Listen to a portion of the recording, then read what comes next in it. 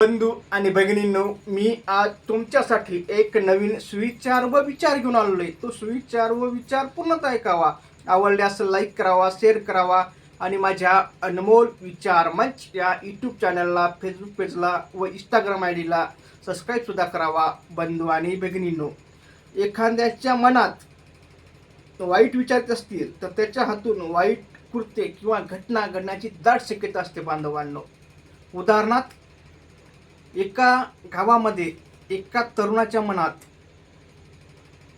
वाईट विचारत होते आणि वाईट विचारत असल्यामुळं तो वाईट कार्य करू लागला. एकदा असंच त्या गावातील एका नवीन तरुणाचं नवीन लग्न झालं होतं. त्याची बायको नांदाय आली होती. नांदाय आल्यानंतर एका तरुणाच्या मनात, त्या ज्या वाईट विचार येणाऱ्या तरुणाच्या मनात ती मनात बसली. म्हणून तो तिच्या घरासमोर येणं, बसणं, गप्पा हाणणं, म्हणजे तिथं जाणं, ती भांडे घासायली किंवा पाणी भरायली की चक्रा मारणं किंवा पलीकडे एखाद्या ओट्यावर जाऊन बसणं, मित्रमंडळ घेऊन बसणं, हसी मजाक करणं, ती धुणं धुवायली किंवा काही करायली, काम करायली की हसी मजाक करणं, हे करणं, तिला बोलणं, मग तिच्या शेजाऱ्या पाजाऱ्याच्या बायासोबत मैत्री करणं आणि असं तो करू लागला. आणि त्या बायामार्फत किंवा तिच्या सोबतीमार्फत तिला बोलण्याचा प्रयत्न करू लागला. मग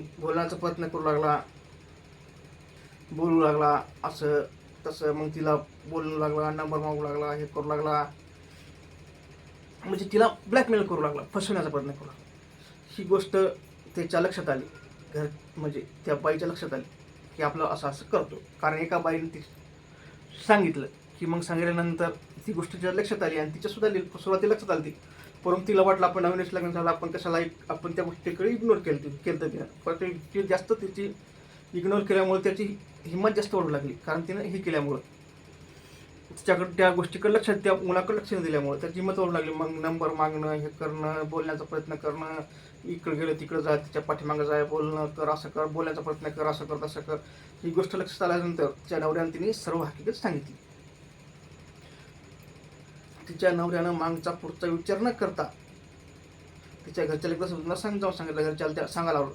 परंतु तरी सुद्धा त्या मुलाच्या ती गोष्ट लक्षात आलं नाही. म्हणून तू मागचा पुढचा विचार न करता त्यानं डायरेक्ट केस करून टाकली. त्याच्यावर केस करून टाकली. तर केस करून टाकल्यामुळं तो गेला जेलात गेला आणि पावसाळ्यात सुद्धा त्याचं नाव बदनाम झालं. आणि आज असाच घरी राहते, असंच त्याला कोणीच मुलगी देत नाही आणि तो असाच घरी बसलेला आहे. मला सांगायचं तात्पर्य बंधूंनो मग एवढंच की, जर तुमच्या मित्र, मैत्रीण, नातेवाईक किंवा कोणी जवळचं जर अशी वाईट विचार एखाद्याच्या मनात येत असतील किंवा वाईट कार्य करत असेल, तर त्याला त्या गोष्टीचे चांगले वाईट परिणाम सांगा, म्हणजे तू अशी गलती करणार नाही. जर अशी गलती जर केली तर त्याचं असं भविष्य खराब होणार नाही. म्हणून प्रत्येकाचं चूक सांगा. एवढं ठिकाणचं म्हणून माझा व्हिडिओ आवडल्यास लाईक करा, शेअर करा आणि सबस्क्राईब करा. असं तुमच्या कामाचं नाही, तर तुमच्या मित्राच्या, मैत्रिणीच्या, नातेवाईकाच्या कोणातरी काम असेल त्यांना तो शेअर करा आणि त्यांना सुद्धा लाईक आणि सबस्क्राईब करायचं काम. म्हणजे असं चांगले व्हिडिओ तुमच्यापर्यंत आले, त्यांच्यापर्यंत जातील आणि भविष्यात कुठं ना कुठं माझा व्हिडिओ तुमच्या आणि त्याचं सुद्धा काम पडेल. म्हणून तुम्हाला पुन्हा एक सर्वांना विनंती करतो की माझ्या अनमोल विचार मंच या यूट्यूब चॅनलला, फेसबुक पेजला व इंस्टाग्राम आय डीला सबस्क्राईब करावं. एवढं ठिकाण धन्यवाद पूर्ण ऐकल्याबद्दल.